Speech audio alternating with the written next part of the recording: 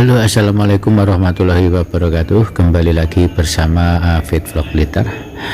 Halo teman-teman, malam ini saya bersama beliau Gus Samsudin dan para santri lagi berkumpul di depan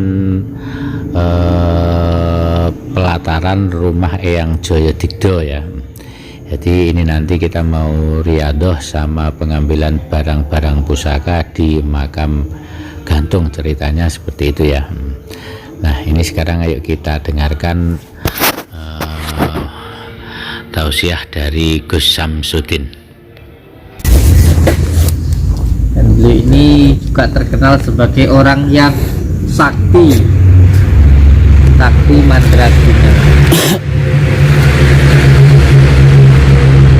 Alhamdulillah ini ada YouTuber dengan juga ya. Ya, lagi ada Mas Pak Afid Vlog Blitar sama ada siapa ini? keluarga Sutikno. Cucu Mawar, jangan itu nanti kalau penuh pindah sampean. Itu aja enggak apa-apa. Nah, Tinggi. Dan saya harap sih nanti ketika mau masuk ke makam dicopot aja sandal sama sepatunya. iya siap. Yes. Supaya lebih sehat. Peredaran darah ke sana lancar. Ada mungkin warga yang lain yang datang? Tidak ada, Gus. Hanya kita berdua. Cukup ini ya. Oke.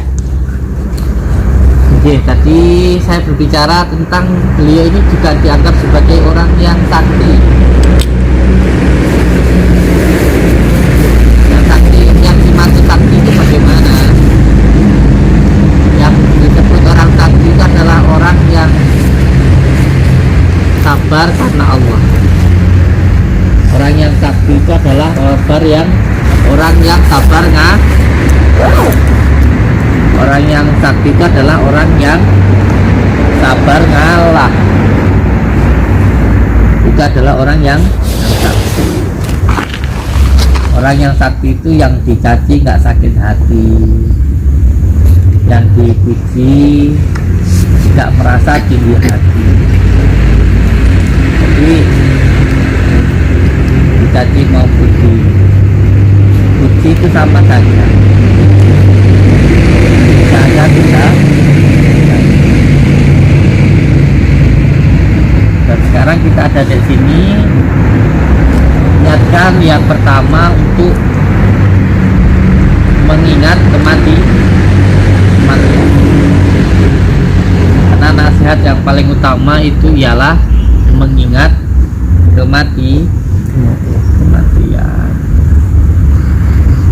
Toh, apapun masalahnya, selama diri kita itu masih hidup, masih ada harapan. Sejelek-jeleknya orang, sebejat-bejatnya orang, selagi orang itu masih hidup, masih ada harapan. Sekarang tukang minum, besok jadi orang tukang zikir, kita tidak tahu. Sekarang tukang maksiat, besok jadi tukang ibadah, kita juga tidak tahu. Baliknya juga nggak tahu. Makanya selagi masih hidup itu tidak bisa dipastikan.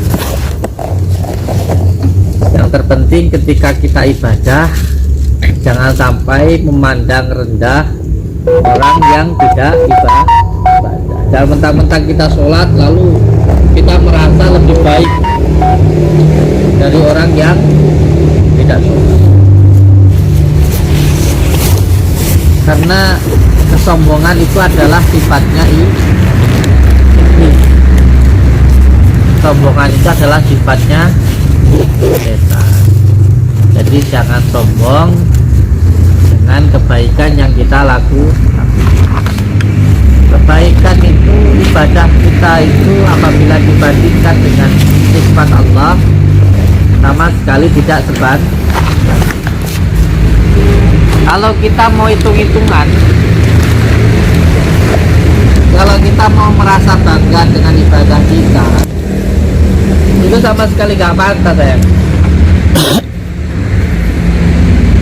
ibadah kita, sholat kita, kalau dibandingkan dengan nikmat Allah yang diberikan kepada kita, sama sekali nggak ada bandingannya, nggak sebanding sama sekali.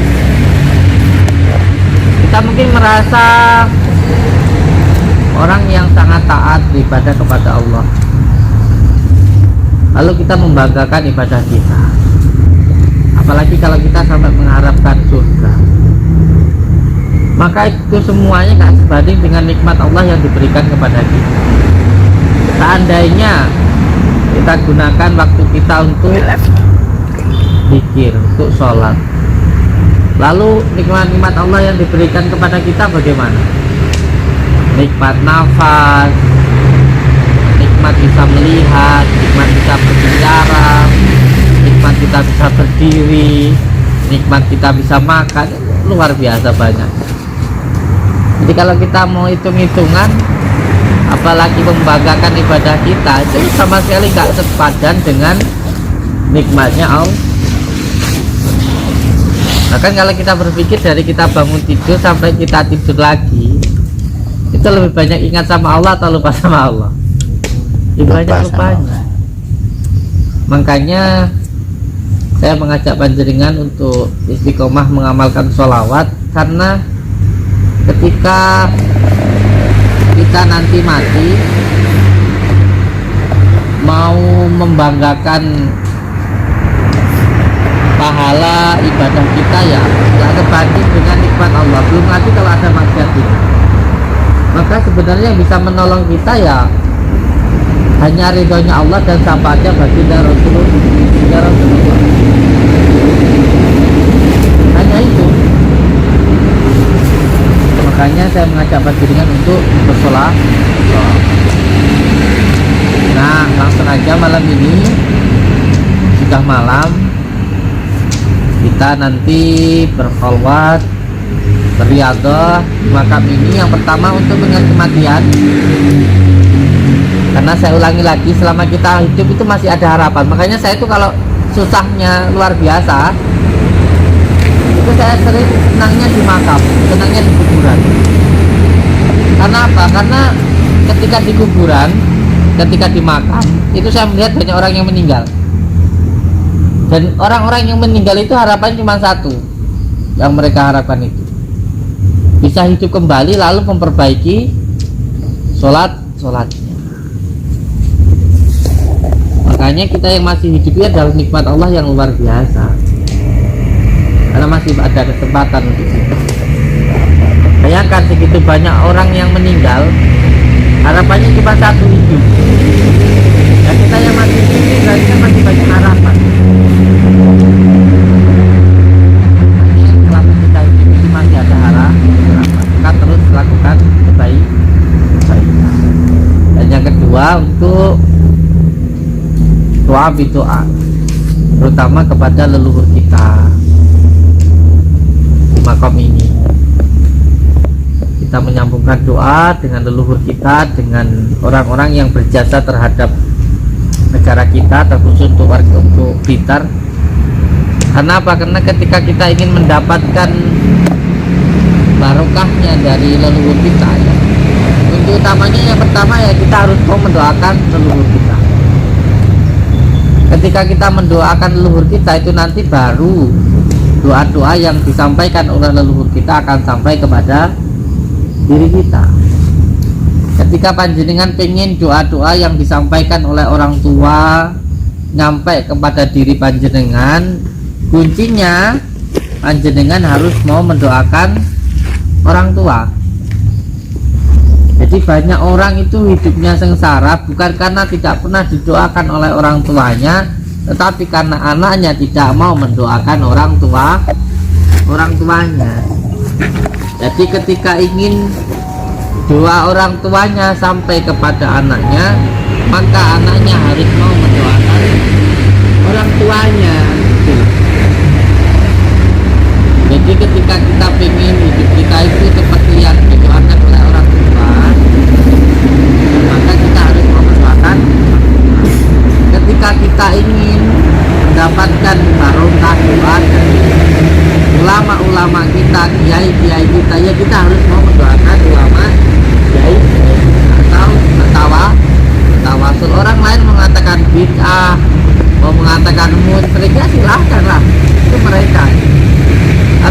orang Jawa dan kita pernah ngaji, ya tentu kita tahu jalurnya. Ketika kita ingin mendapatkan barokah doa dari wali-wali Allah, ya kita juga harus mau mendoakan wali-wali Allah tersebut. Bukan berarti kalau kita mendoakan wali Allah lalu kita itu musyrik, bukan. Ketika kita ingin mendapatkan syafaatnya, doanya dari baginda Rasulullah, ya kita harus mau mendoakan baginda Rasulullah. Bukan berarti kalau baginda Rasulullah itu bukan. Baginda Rasulullah itu sudah dijamin masuk surga. Baginda Rasulullah itu sudah dijamin untuk dicintai oleh Allah. Kan ada yang bilang ya, gue ini loh sok-sokan dongaknya baginda Rasulullah, bersolat kepada baginda Rasulullah. Woi, baginda Rasulullah ki wis dijamin masuk surga, gak perlu mbok dongakno awakmu dhewe. Kan ada yang bilang kayak gitu ya. Orang yang bilang kayak gini itu gak tahu ilmunya. Ketika kita mendoakan baginda Rasulullah, kita bersolat kepada baginda Rasulullah, bukan untuk baginda Rasulullah tapi untuk diri kita sendiri itu loh. Jadi gini, kalau kita ini saat ini pengen mendapatkan doa-doa orang tua kita, ya kita harus mau mendoakan orang tua kita gitu loh. Jadi itu yang namanya doa berdoa. Jadi kalau kita pengen dicintai baginda Rasulullah, ya kita harus cinta kepada baginda Rasulullah. Itulah yang dinamakan dengan memesrakan Nur Muhammad. Karena pada dasarnya, pada intinya, kita ini semuanya ini sudah pusaka, bisa terawat dan lain sebagainya, kan? Tetapi ketika membaca sholawat itu dengan penuh rasa cinta, gitu loh sayang. Oke, paham ya sekarang ya? Jadi kalau ada yang mengatakan ngapain kamu doain wali sudah jelas masuk surga lah, kamu siapa kau doain? Jawab dengan apa yang saya sampaikan, paham ya? Ketika ada yang mengatakan buat apa kamu doain baginda Rasulullah, buat apa kamu ngedoain keluarga baginda Rasulullah, buat apa gitu? Baginda Rasulullah sudah dijamin surga. Jawab dengan tadi yang saya sampaikan. Kalau kita sudah tahu ilmunya, insya Allah tidak gampang goyah, tidak gampang paham ya? Siap. Oke, sekarang kita ke makam gantung, makamnya Mbah Joyo Tigdan. Karena panjenengan saya ajak ke sini karena kita ini adalah warga Blitar yang tentunya kita juga harus berusaha untuk membuat Blitar ini semakin terkenal, semakin baik. Dan kita doakan seluruh warga Blitar khususnya dan umumnya seluruh rakyat Indonesia dan dunia supaya selamat dunia. Dan dari sini juga saya mendapatkan beberapa sanad keilmuan dari tempat ini juga. Mungkin nanti lebih jelasnya saya jelaskan di sana ya. Sekarang kita niat berdoa bersama-sama untuk beliau yang ada di sini yang sudah berjasa terhadap warga kita. Bismillahirrahmanirrahim.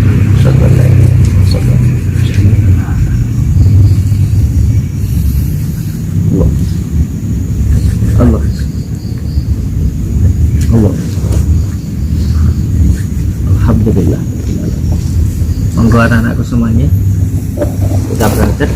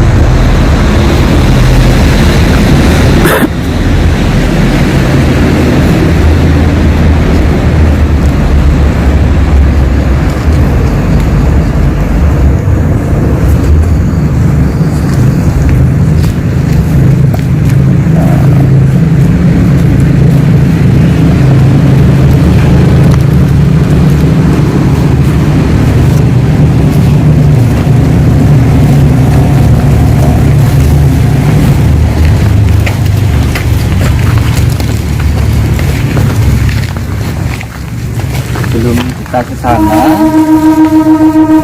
Kita isi dulu ke juru kuncinya ya.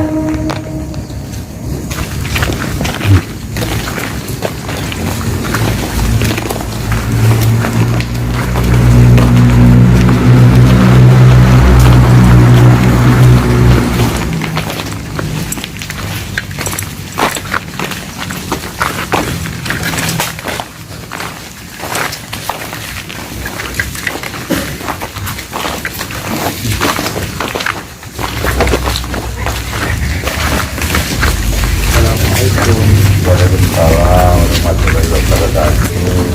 Sehat Pak. Ya, alhamdulillah. Alhamdulillah. Alhamdulillah.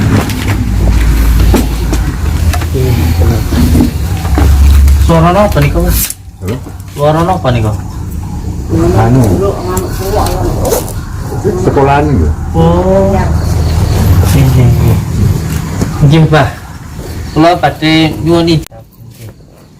Ini beliau ini yang dimakamkan di makam gantung ini ya. Iya, terkenalnya makam gantung. Terkenalnya makam gantung. Tapi betulnya makamnya tidak digantung di bawah. Heeh. Yang digantung di atas itu pertama untuk menyimpan baju, pusaka dengan ilmu. Ilmunya Pancasona. Oh, ilmunya Mbah Jaya. Itu Pancasona. Ya, Ya. itu Mbah ilmunya Jaya Digdo, Mbah Jaya Digdo itu ilmunya Pancasona. Pancasona. Ditaruh di atas. Sebelum ilmunya diambil sama gurunya, yang telah meninggal. Satu hari di makam 3 kali bisa bangun lagi. Beliau itu satu hari meninggal 3 kali. Iya, Jadi beliau meninggal dimakamkan hidup lagi. iya. Meninggal lagi.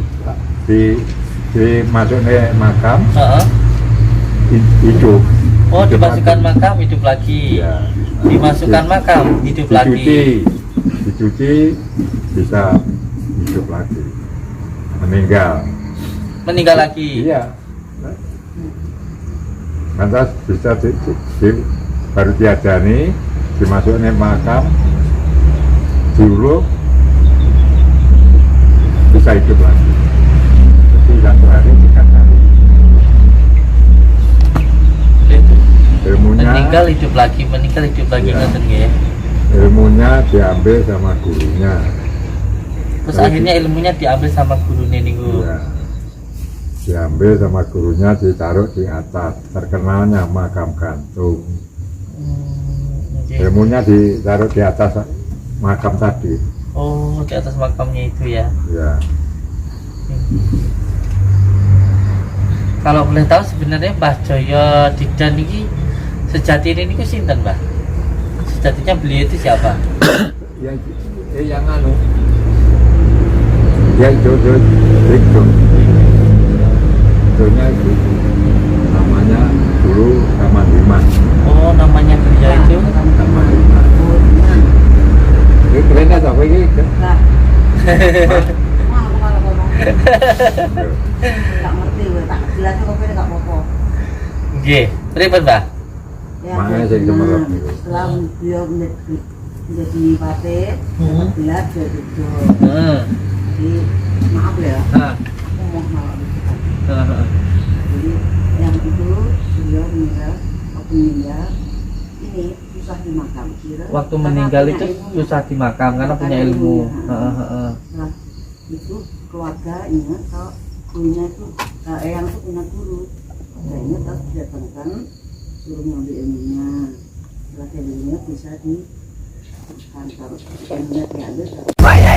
Bukan nggak keluar, di luar, bis. Heeh. Bis itu 3 bis, yang satu turun dari bis langsung ke makam. Nggak izin dulu ke Nggak. kunci sini. Nah, itu dulu. Heeh. Nah, 2 bis lewat sini ke belakang, lewat sini. Nggak ada yang manggil saya. Jadi ada mobil yang ke sini terus Terus pulang. karena orangnya itu ndak izin dulu ke jenengan, izin dulu ke juru kunci yang datang itu, terus akhirnya mobilnya langsung ke makam. Saya tanya sama orangnya yang 2 bis tadi, nah itu kok nggak lewat sini, duko mbak, belum betul semerap. Nah, tapi kudunya izin kali juru kunci, kali permisi. Saya pamit naik pulau Suwanteng penjenengan kalau betul izin macam jatundi. Tidak boleh mbak. Nah ini kok betul izin langsung habis ke makam langsung pulang, pulang naik bis. Bisnya nggak bisa jalan. Oh, bisnya nggak bisa jalan. Iya. Entah nggak tahu. Kenapa nggak tahu? Iya. Ya kadang nggak pernah. Semua diganti semua, mesin-mesinnya semua diganti. 4 hari di sini. Jadi ini ada mbah perempuan ya, mbah perempuan nggak mau masuk ke Kamera. Nggih. Ada sejarah, ada orang yang kesini nggak izin dulu itu mobilnya rusak. Terus sering di sini ada yang melihat seperti macan. Dan juga naga gitu di sini. Oke. Ini apa nih, Pak? Ini anu nih sejarah meninggali. Cara meninggali. Yang ke-3 ini. Oh, ini yang Jogja. Subhanallah. Jajaran pejabat pemerintah Kabupaten Blitar. Raden Ngabai Jodikdo Jaya Dikdo. Nggih Patih Tumenggung Ngabehi Pakosimo Bupati Blitar. Nggih barakallah. Ini foto tahun berapa ini, Pak? Iya. Tahunnya 1890. Surutnya 1910 1910 ya Pak ya. Masya Allah, luar biasa. Ada datang lagi tuh.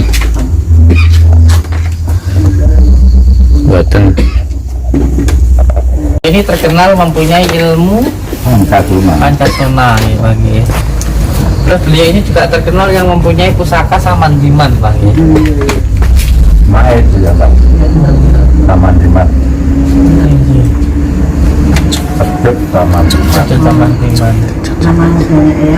Orang Jaron itu anu di Semerpe Macan. Oh macan. Di Panggi Nogo. Oh Tapi naga. boten mengganggu. Tapi enggak. Pasang lampu nggak betul. Tata Nusa. Soalnya antar lampu nih. Siap. Siap. Seperti yang di sini Pak ya. Belum betul dari agen mereka. Betul apa? Ini kelapa tengah. Oh iya. Oke. Alhamdulillah kita sudah mendapatkan izin dari juru kuncinya.